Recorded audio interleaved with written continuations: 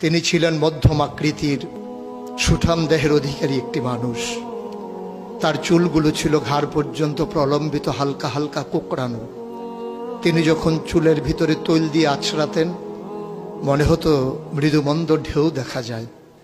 তার কপাল ছিল চওড়া, ভ্রুগুলো ছিল জোড়া ভ্রু, ধনুকের মতো বাঁকা। চোখের পাতাগুলো ছিল ফুটন্ত গোলাপের গোলাপি রঙের এক একটি পাপড়ির মতো। তিনি কখনো বা যখন চোখের পলক ফেলতেন মনে হতো মৃদুমন্দ বাতাসে গোলাপ পাপড়ি যেন দোল খাচ্ছে। তার চোখের সাদা অংশ ছিল রক্তিমাভ সাদা, কালো অংশ ছিল কৃষ্ণ কালো। তার নাকটা ছিল খাড়া, নাকের ছিদ্রগুলো ছিল ছোট ছোট। নাকের নিচে ছিল সরু চিকন গোঁফ, গোঁফের নিচেই সেই গোলাপি রঙের ঠোঁট। তার ঠোঁটগুলো যখন কখনো বা মুচকে হাসত, গোটা পৃথিবীর মানুষ অবাক বিস্ময়ে দেখত গোটা পৃথিবীতে যেন বিজলি চমকিয়েছে। তিনি কখনো বা যখন এই রাস্তা দিয়ে হেঁটে যেতেন, 1 মাস পরেও কখনো যখন সাহাবা হাঁটতেন তার গায়ের জান্নাতি গন্ধ তারা পেতেন।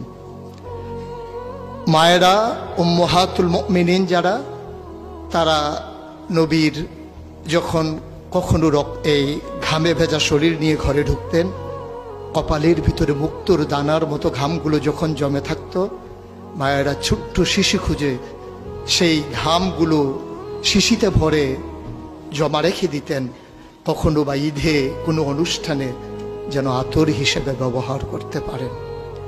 এই সুরত ধারণ করা কোনো মানুষের সাধ্যর বাইরে।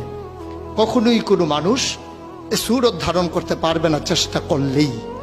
কিন্তু তার সিরত যেটা অনুকরণীয়, অনুপম আদর্শ, তিনি এসেছিলেন এই জন্যে ওয়ামা আরসালনাকা ইল্লা রাহমাতাল লিল আলামিন। তিনি ছিলেন রহমত গোটা ধরনীর জন্যে।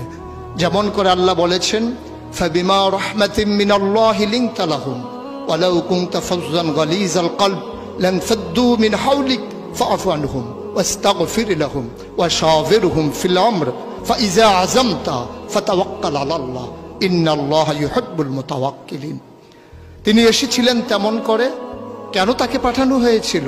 আল্লাহ নিজেই বলেছেন, লাকাদ কানা লাকুম ফি রাসূলিল্লাহি উসওয়াতুন হাসানা। তিনি ছিলেন মডেল, তিনি ছিলেন আইডল, তিনি ছিলেন আইকন, তিনি ছিলেন অনুপম আদর্শ, তিনি ছিলেন উসওয়াতুন হাসানা। তিনি গোটা মানব জাতির জন্য সকাল থেকে সন্ধ্যা, রান্নাঘর থেকে সংসদ ভবন, তার জীবনের ব্যক্তি জীবন, পারিবারিক জীবন, সমাজ জীবন, রাষ্ট্রীয় জীবন, অর্থনৈতিক জীবন, ইন্টারন্যাশনাল রিলেশন, সকল ক্ষেত্রে তিনি ছিলেন আদর্শ।